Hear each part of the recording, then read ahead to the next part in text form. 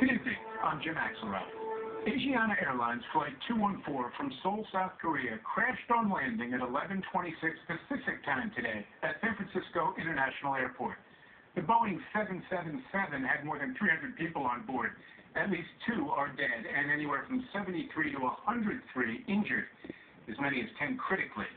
An eyewitness reports seeing the plane descend in what appeared to be an uneventful touchdown, then suddenly careen out of control with the plane's tail section breaking apart and fire burning in the midsection. John Blackstone begins our coverage in San Francisco. It took just seconds from the time Asiana Flight 214 crash landed until it burst into flames. What's left of the plane shows how fortunate most of the passengers were to get out unscathed. The Boeing 777 flight from Seoul to San Francisco hit a seawall as it tried to land, and debris continues to litter the runway at San Francisco International Airport. All of a sudden, the plane was coming down pretty hard. Konstantin Abramson watched it all unfold from his balcony. The initial impact looked like the plane had just split in half. Passengers got out using emergency slides.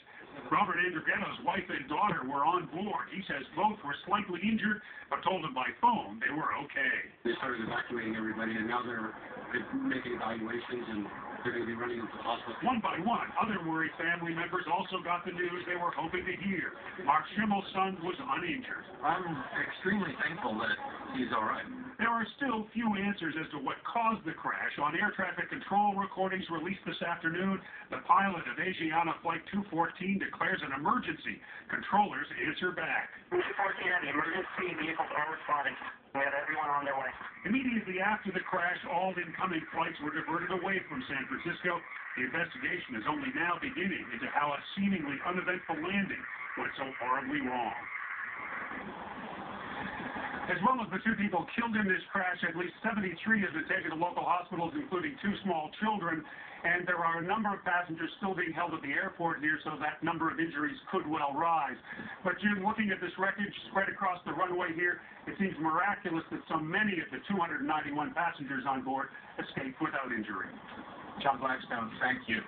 A little while ago, I spoke to Anthony Castorani, who saw the accident unfold from his hotel room across from the airport. He said everything appeared normal until the pilot landed. When the wheels appeared to touch down anyway, you saw a big white plume of smoke, not the normal plume that you see with the gear coming down. And then immediately after that, you hear a pop and a kind of a fireball of sort come out from what looked like underneath the plane. There was then immediately white smoke all around the bottom of the plane.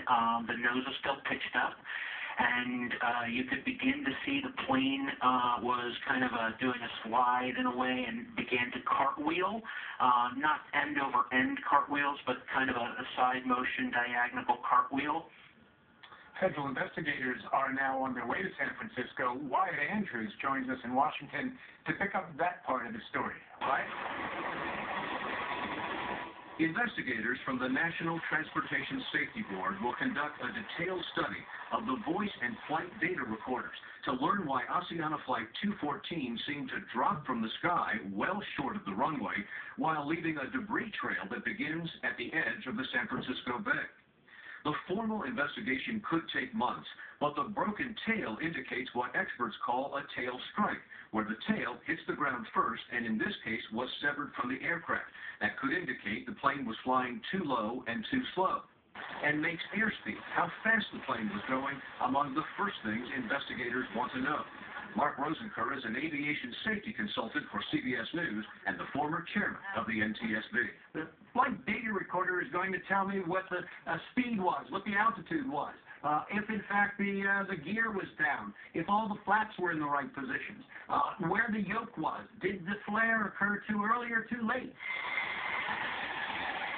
The flare refers to the nose-up orientation that's normal during most landings but was too high during this one. Investigators will want to know why.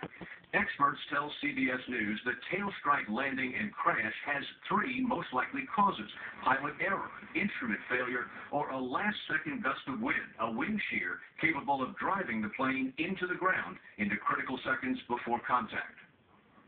In this crash, investigators do have a lot to work with. Both the voice and data recorders survived the crash, as did most of the passengers, crew, and the pilots.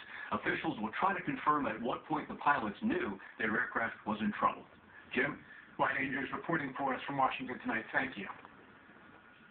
Joining us now by Skype from Lake Tahoe is our aviation and safety analyst, Captain Chesley Sully Sullenberger.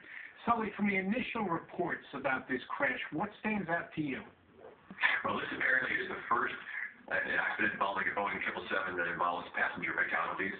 It's obvious that the airplane landed short of the runway and began to slide down the runway, resulting in a post-crash fire. You can see from the video I've been able to watch a debris trail leading up to the airplane from the impact point.